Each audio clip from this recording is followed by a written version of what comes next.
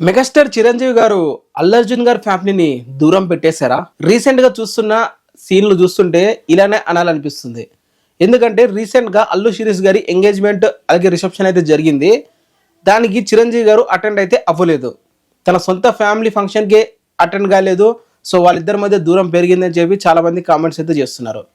And అలానే megastar Chiranjeevi గారు నిన్న చూసుకుంటే మన విజయ్ దేవరకొండ అలాగే రష్మిక గారి రిసెప్షన్ కి అంటే ఈవెంట్ కి వెళ్ళడం అయితే జరిగింది. అంటే ఇక్కడ క్లియర్ కట్గా మనకి అర్థమవుతుంది మెగాస్టార్ చిరంజీవి గారు అల్లు ఫ్యామిలీని దూరం పెట్టారు. కారణాలు ఏంటి ఈ వీడియోలో తెలుసుకుందాం.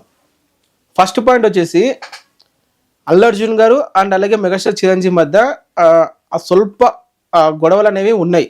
అవి బయటికి రాకపోయినా కానీ ఖచ్చితంగా అయితే ఉన్నాయి. అది ఎప్పటి నుండి స్టార్ట్ అయింది అంటే మాత్రం అలా వైకుంఠపురం ప్రీ రిలీజ్ ఈవెంట్ నుంచి ఇదైతే స్టార్ట్ అయితే అయ్యింది. చిరంజీవి గారు వన్ ఆఫ్ ద ఈవెంట్లో అల్లు అరవింద్ గారిని కొంచెం దూరం పెట్టారు, కొంచెం సైడ్ అయితే చేయడం జరిగింది.